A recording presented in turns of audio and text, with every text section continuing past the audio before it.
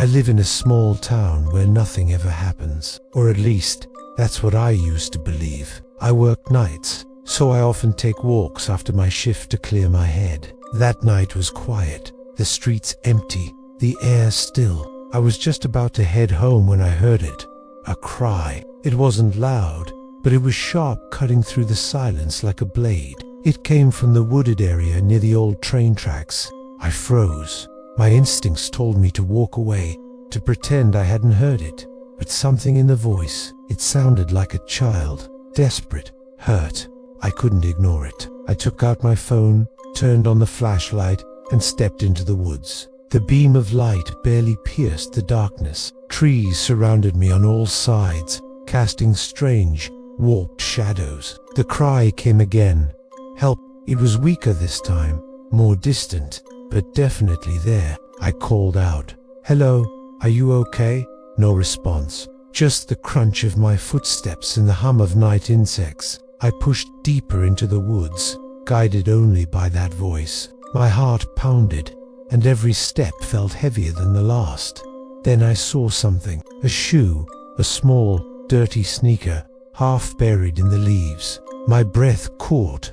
"Hey, I'm here to help," I shouted again. No answer, only silence. I crouched to pick up the shoe, and that's when I felt it. The sensation that I wasn't alone. Someone was watching me. I turned around quickly. Nothing, just trees, but the air had shifted. It felt colder, thicker. Another cry rang out, much closer. "Help me." This time, it came from behind a dense patch of bushes. I rushed toward it, branches scratching at my arms. I broke through into a small clearing and stopped dead. There was no child, only an old well, cracked and covered in moss, sitting in the center of the clearing. I approached it slowly. My flashlight flickered. As I got closer, I noticed scratch marks on the edge of the stone, deep, frantic gouges like someone had tried to climb out. I peered inside. Pitch black. I dropped a small rock in. No sound, no splash, just silence. Then I heard it again, a voice, but this time it wasn't asking for help. It was laughing, soft, wrong, like a child trying to mimic a grown man's chuckle. My legs froze. That laughter was not human. I turned to run and crashed right into someone or something. I stumbled back, my flashlight falling to the ground. In its glow, I saw feet, bare, muddy, with toes curled unnaturally inward.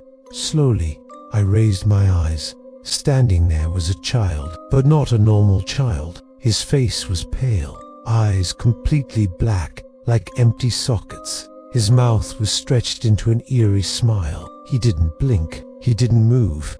I backed away slowly, picked up my flashlight, and started to turn. "Don't leave," the child said, but his lips didn't move. The voice was inside my head. That's when I ran. I didn't care about branches slashing my face or the pain in my side. I sprinted through the woods, not looking back. The laughter followed me. At first it was quiet, then louder, then all around me. By the time I reached the road, my lungs were burning. I didn't stop until I was inside my apartment with the door locked behind me. I turned on every light. I checked every room. I was alone, or so I thought. That night, as I lay in bed, I heard it again. Health. This time, it came from inside my apartment. I shot up, heart racing. It was coming from the closet. I grabbed a baseball bat and opened the door. Nothing, just clothes. Then I saw it. Another the same small sneaker from the woods.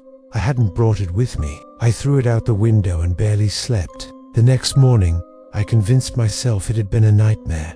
Stress, imagination, nothing more. Until I turned on my phone. There was a new voicemail. No number, just static.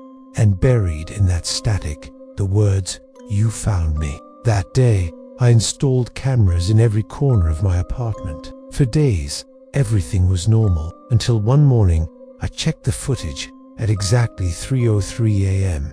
My front door creaked open. No one walked in.